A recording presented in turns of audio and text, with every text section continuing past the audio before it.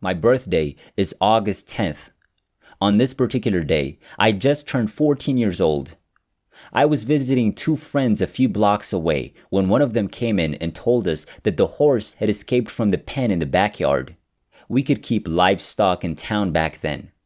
The county population was slightly more than 8,000 and the town population was 1,200.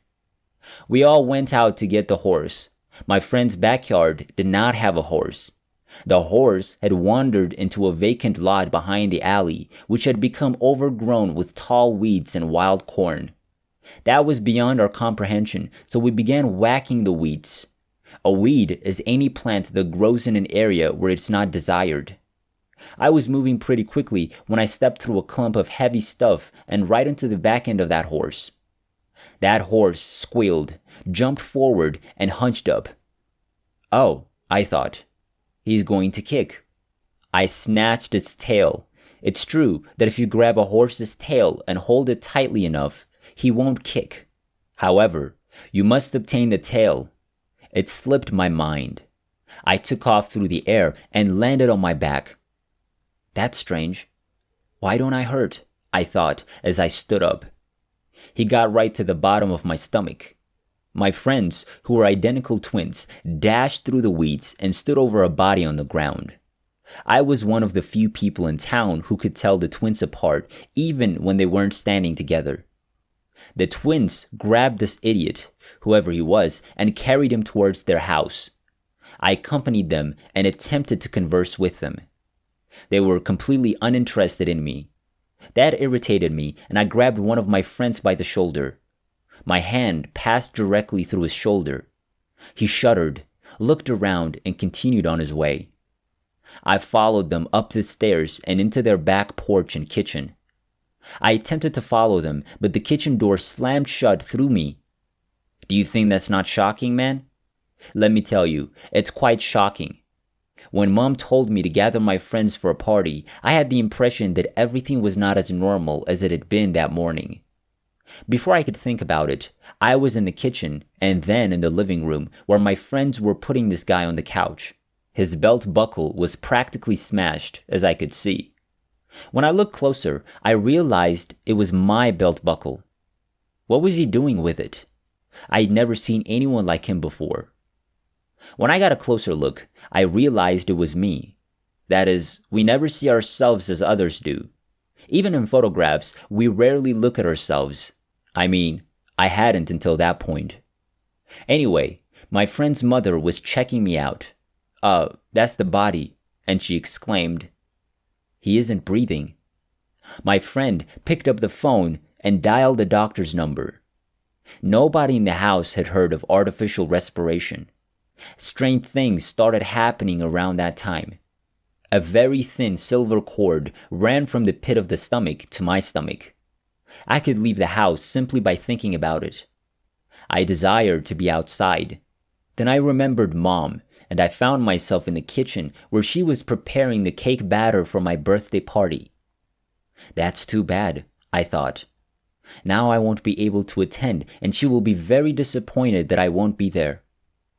I remembered Dad and found myself in town, 2 miles from the road, at the railroad depot where Dad was the station agent. He gave a startled jerk, looked around, right through me, and said, "That's strange," before returning to work. I noticed gray bodies wandering around town, around the railroad, and in and out of the hotel while the railroad crews changed trains and had their layovers. They just walked past the people on the hotel's porch, neither noticing the other. These gray beings had no faces and seemed to be doing nothing but wandering around, as if they were lost. So I arrived in town. I started to feel as if I was being withheld. With my body, I was now standing in the corner of the room. My pal was on the phone. The doctor, he said, was on his way. The doctor was 15 miles away. The space seemed to shrink, getting smaller and smaller. I was then inside a dark room that was getting darker and darker. It began whirling around me, and I felt a strong vibration inside my body. It was so strong that I thought I would be dissolved.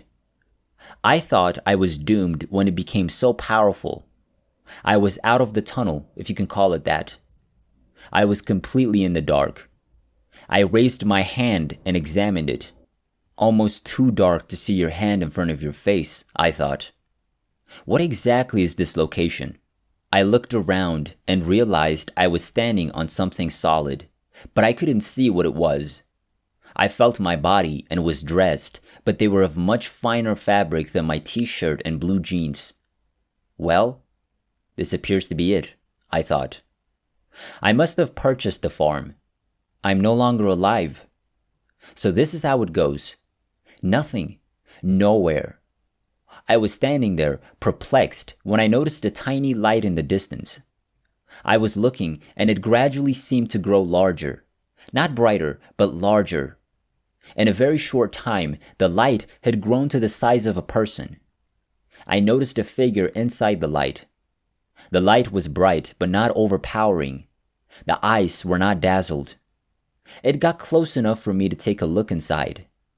In my mind, there was a very soothing, very strong, but not overpowering thought that said, "Child, do not be afraid. We will not cause you any harm." This struck me as strange. What exactly is a childing? I almost immediately responded to the thought. In a moment. What do you have to show us? Now, I must pause for a moment to provide a definition. Aside from being about 8 feet tall, this being was made of light. The planes in the face were entirely made of light. There was this sense of total acceptance, complete acceptance. It was all around and inside me. This being appeared to be composed of two beings. I'll refer to them as they from now on because that's what they were and are. When they asked, "What do you have to show us?" many images appeared around us. I have to call them images because words cannot describe what I was feeling. They surrounded us on all sides. Every thought, emotion, action, and word I'd ever had seemed to be embedded in those images. I could see links between a thought here and a thought there. A long time later, a repercussion. I could see words both there and here. I could see the consequences. I also went through each of these situations a second time. You must understand that this was all happening at the same time. Our brain can only hold one conscious thought at a time in this situation, and we appear to feel only one emotion at a time. Many of my thoughts manifested as hard, tangible, and physical objects. Many of the things I'd done, thought, emoted, and acted without thinking about the consequences were pointed out as grave errors. Not bad, just a few mistakes. Other things were mentioned as being extremely beneficial to me and others. Things I expected to get me on the greased slide to the hot spot down below were met with a broad, gentle amusement. It seemed to take an eternity, but was over in an instant. "Who are you?" I asked when it was over. "You're not Jesus, because Jesus did not look like you." "Child, we are who Jesus referred to as my Father," they said. That's unusual, I thought. You must understand that there was no air there. I wasn't talking in the way we do here. Nonetheless, I was able to communicate. "What's this all about?" I asked. "What's going on?" "You are here before your time. An accident," they said. "To summarize, you're in a physical body to learn to care for others and to gain knowledge. That is the entirety of physical life." I saw that many of my thoughts became actual physical things, I explained. "How is this even possible?" "Thoughts are things," they said. "We must give you what you imagine with emotion in order for you to learn. When you learn to generate a stable image accompanied by a strong emotion. But keep in mind that having this thing has drawbacks." "Such as?" I asked. "For example, do you have the means to support keeping the item now that you have it?" They replied. "Do you really want it now that you have it? Intangible things, for example, are impossible to imagine. Can you visualize acceptance? Or do you have to feel it? Is it possible to imagine love? Or is it only possible to experience it? Childing, You have a lot to learn. Do you want to stay or do you want to go? That place was now filled with complete acceptance and total love. I had no idea what else was there, but I had a feeling that if I stayed, everything would change completely into something wonderful, and I knew I could stay if I said I wanted to. I was standing in the corner of my friend's living room, staring at the doctor as he prepared a 6-inch hypodermic needle. He stabbed it into the body's chest, just below the sternum, and rammed the plunger in. The body let out a jerk. I was yanked back into that body so quickly that I bounced right back out, then back in. I let out a gasp, and the body began to breathe. My heart had given a thump that shook me from head to toe. I was in a lot of pain. I tried to tell the doctor what had happened to me after he checked me over and said I was fine. He told everyone to leave the room because he needed to conduct some other tests. He then inserted another hypodermic needle into my arm, and I fell asleep. All I remembered when I awoke was being kicked and awoken by the doctor. I recovered the memories in 1971 after taking EST and attending Silva Mind Control basic and advanced training. The doctor was an accomplished hypnotist. In 1971, I discovered what was in that shot. Back in my hometown, I checked my medical records. It was sodium pentothal, also known as the truth serum. It was a very powerful hypnotic when used correctly. Doc had programmed me not to be able to recall what happened consciously until it was safe to do so. Much was being done about near-death experiences in the 1970s. It was now safe to bring up the incident again. What it comes down to is that you'll get what you think with emotion. That which I feared has come to pass, Job said in the Bible. The key words here are come to pass, which most people miss. If we learn how we got into situations and look for a way out, everything will be fine. I could go on and on about all the studies and midnight musings, but that is a personal matter. You're on your own path. Here's everything you need to know.